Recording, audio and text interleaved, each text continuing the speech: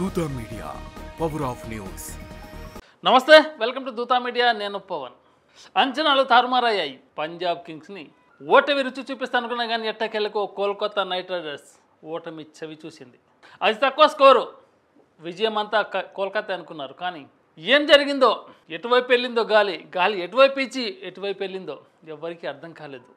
మరి ఇక పంజాబ్ సంగతి చూసుకుంటే గత మ్యాచ్లో హైదరాబాద్పై ఏకంగా 245 స్కోర్ చేస్తేనే ఆ స్కోర్ను కాపాడుకోలేకపోయారు పంజాబ్ బౌలర్లు. మరి కొట్టింది 111 ఎలా కాపాడుకుంటారు? ఏకపక్షంగా సాగిన మ్యాచ్ ఖచ్చితంగా కోల్కతాదే విజయం అనుకున్నారు. ఎందుకంటే అక్కడ స్కోర్ తక్కువ. ఎస్ఆర్ఎస్ మీద 245 కొడితేనే ఆ స్కోర్ను కాపాడలేకపోయింది పంజాబ్ బౌలర్లు, పంజాబ్ టీము. మరి 111 స్కోర్ని ఎలా కాపాడగలుగుతుంది అన్నది అభిమానులంతా ఆశ్చర్యంగా ఎదురు చూశారు. విజయం కోల్కతాది అనుకున్నారు, పంజాబ్జీగా గాడి తప్పింది అనుకున్నారు. కానీ ఏమైంది? ఎటువైపు వెళ్ళింది మ్యాచ్? గాలి ఇటు వీచి అటుపోయిందా, అటు వీచి ఇటుపోయిందా? ఎటుపోయినా కానీ కోల్కతాని విజయం వరుస్తుంది అనుకుని 100కు 200% అభిమానులు కోల్కతాదే విజయం అనుకున్నారు. కనుక స్కోర్లో వెళ్తే మనం మొదట బ్యాటింగ్కి వచ్చిన పంజాబ్ మన యంగ్ ప్లేయర్ సెంచరీ వీరుడు ప్రియాన్ సారియా, అలాగే ప్రభ్ సిమ్రాన్ సింగ్ ఓపెనర్కి వచ్చి ఉన్న కొద్దిసేపులోనే దంచి కొట్టారు. మామూలుగా కాదు. ప్రియాన్ సారియా 12 బాల్లో 22 స్కోరు, 3 4లు 1 సిక్సరు. అలాగే ప్రభ్ సిమ్రాన్ సింగ్ 15 బాల్లో 30, 2 4లు 3 సిక్సర్లు. వీళ్ళిద్దరు ఉన్నంతసేపు బౌలర్లను ఊసకొత్త కోసే విధంగా వెళ్ళారు. అది చూస్తుంటే ఖచ్చితంగా 200-230 స్కోర్ వెళ్తుంది అనుకున్నారు. ఖచ్చితంగా కోల్కతా బౌలర్లను వీడు చీల్చి చెందాడుతుంది. బౌలర్లు, బ్యాట్స్మెన్లు బౌలర్లను వెంటాడి మరి కొడుతున్నారు. ఓపెనింగ్లో పవర్ ప్లేలోనే భారీ భాగస్వామ్యం నెలకొల్తారు. కానీ అనూహ్యంగా బౌలర్లు మ్యాచ్ని తిప్పేశారు. ఇలా జరిగిందని మన తర్వాత శ్రేయస్ అయ్యారు. 2 బాల్ అయినా కానీ ఖాతా ఓపెన్ చేయలేకపోయాడు, డక్అవుట్గా వెనుదిరిగాడు. తర్వాత ఇంగ్లీష్ 6 బాల్ల 2, పెద్దగా ఇంపాక్ట్ లేకపోయింది. తర్వాత నామన్ వధేరా 9 బాల్ల 10 వన్డే తరాలో మ్యాచ్ ఆడి చాలా సింపుల్గా ముగించాడు. తర్వాత సంచలనాలకు మారుపేరు సిక్సర్ల వీరుడు, ఆకాశమే హద్దుగా చెలరేగే సిక్సర్ల సునామీ గ్లెన్ మ్యాక్స్వెల్.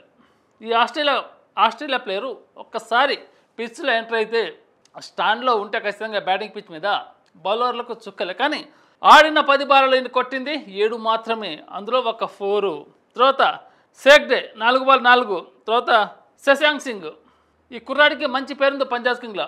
హార్డ్ ఫినిషర్గా, మ్యాచ్ విన్నర్గా హార్డ్ హిట్టింగ్ చేయగలరు. కానీ శశాంక్ సింగ్ 17 బాల్ల 18 వన్డే తరాలోనే. ఎందుకంటే తర్వాత జాన్సన్ బౌలర్ 2 బాల్ 1, బ్యాట్లేయర్ 15 బాల్ 1. తర్వాత హర్షదీప్ సింగ్ 1 బాల్ 1. ఇలా వచ్చిన ప్లేయర్లు వచ్చినట్టే పెవిలియన్ చేరుతుంటే పంజాబ్ బ్యాటర్లు మాత్రం గాడి తప్పారు, లయ తప్పారు. కోల్కతా బౌలర్లు బాలర్లతో చిరుత పొలిలాగా బ్యాటర్ల మీద విరుచుకుపడ్డ సంగతి నేను చూసాం మన మ్యాచ్లో. మరి ఏం జరిగింది? మొదట ఓపెనర్లు తప్ప ఒక్క ప్లేయర్ కూడా రన్నింగ్లా స్కోర్ చేయలేదంటే ఎంత ఆశ్చర్యం ఇది. అసలే T20 మ్యాచ్లు నువ్వా నేనట్టుగా హవాబావటంగా జరుగుతాయి. కానీ నిన్న జరిగిన మ్యాచ్ అనూహ్యంగా పంజాబ్ని ఖచ్చితంగా ఓడిస్తుంది కోల్కతా. ఎందుకంటే స్కోర్ చూసుకుంటే పంజాబ్ది 15.3 ఓవర్ల 111కి ఆల్అవుట్ అయింది. 20 ఓవర్లు కూడా ఆడలేదు. ఇంకా 15.3 ఓవర్లనే 111 స్కోర్కి ఆల్అవుట్ అయిందంటే కోల్కతాలో హార్డ్ హిట్టర్లు ఉన్నారు, మ్యాచ్ ఫినిషర్లు ఉన్నారు, భారీ సిక్సర్లతో ఉన్నారు, ఆల్రౌండర్లు ఉన్నారు. ఈ 111 ఎంత అనుకున్నారు అభిమానులు? పంజాబ్ని చాలా తక్కువ అంచనా వేశారు.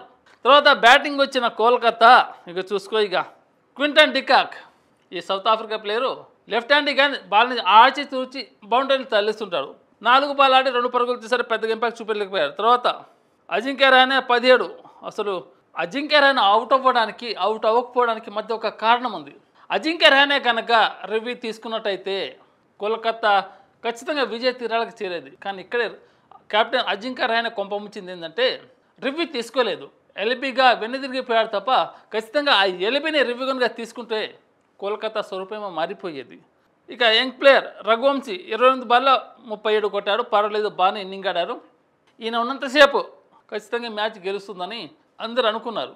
కానీ అజింక్య రహానే పోవడంతో వచ్చిన ప్లేయర్లు వచ్చినట్టుగా వెళ్ళిపోతున్నారు. అదేదో విందు భోజనాలకు వచ్చినట్టు తినేసి వెళ్ళిపోతూనే ఉంటారు కోల్కతా ప్లేయర్స్. తర్వాత వెంకటేష్ అయ్యర్ వచ్చిండు, 4 బాల్లో 7 కొట్టిండు. తర్వాత రింకు సింగ్ 9 బాల్లో 2. తర్వాత ఆండ్రూ రస్సెల్, ఈ ప్లేయర్ గురించి మనం చాలా మాట్లాడుకోవాలి. తర్వాత వచ్చిన ప్లేయర్ హర్షిత్ రాణా కానీ, అరోరా కానీ, తర్వాత సింగ్ కానీ, వీళ్ళు వచ్చిన ప్లేయర్ వచ్చినట్టే పెవిలియన్ చెడుతుంటే ఆండ్రూ రస్సెల్ ఒక్కడే మ్యాచ్ ఫినిషర్గా అవుతాడు అనుకున్నారు. కానీ అవ్వలేదు. ఎందుకంటే సపోర్ట్ లేదు, అవతల ఎండు నుంచి బ్యాటింగ్ సపోర్ట్ లేదు పాప ఆండ్రూ రసెల్కి. ముఖ్యంగా చహల్ వేసిన ఒకే ఓవర్లలో 2 సిక్సర్లు 1 4లతోటి అప్పటికే రావాల్సిన రన్ రేట్ చాలా తక్కువగా ఉంది. కానీ చేతిలో వికెట్లు లేవు. పాప ఆండ్రూ రసెల్ ఎంతగానో పోరాడతాడు. ఆ పిచ్ పూర్తిగా బౌలింగ్కి అనుకూలిస్తుంది. ఆ బౌలింగ్ అనుకూలించే పిచ్ మీద 111 స్కోర్ని పంజాబ్ ఎలా కాపాడగలుగుతుంది అనుకున్నారు. కానీ విజయాలన్నీ తారతమ్యం అయిపోయాయి. నువ్వా నేనన్న సాగిన మ్యాచ్లో, ఒక విధ్వంసంగా సాగిన మ్యాచ్లో చివరి ఎట్టకేలకు పంజాబ్ని వరించింది. ఇక్కడ కారణం అజింక్య రహానే రివ్యూ తీసుకోకపోవడం, అలాగే బౌలర్లు చేతులెత్తేయడం. ఇక కోల్కతా బ్యాటర్లు కాదు, అలాగే పంజాబ్ బ్యాటర్లు కాదు. చండీగఢ్ పిచ్ పీసీఏ స్టేడియంలో జరిగిన ఈ మ్యాచ్ పూర్తిగా బౌలర్లకు అనుకూలించింది. మరి అది మంచు కురవడం వల్లనో లేకపోతే బౌలింగ్ స్వింగ్ అవ్వడం వలన కాదులే, కానీ పూర్తిగా బౌలింగ్ స్వరూపంగా మారిపోయింది పీసీఏ స్టేడియం పిచ్ చండీగఢ్లోని. పంజాబ్ హోమ్ గ్రౌండ్లో జరిగిన మ్యాచ్లో 111 స్కోర్కి అలౌట్ అయిన పంజాబ్ 245 స్కోర్నే కాపాడుకోలేదు పంజాబ్ హైదరాబాద్ ఎస్ఆర్హెచ్ మీద.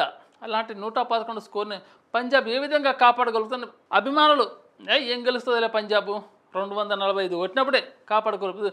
ఆఫ్టర్ 111 బాల్కు ఒకటి కూడా లేదనుకున్నారు. కానీ ఎట్టకెళ్ళకి చూస్తే అది బౌలర్ల సత్తా. బౌలర్లు వరుసగా చెలరేగిపోయారు.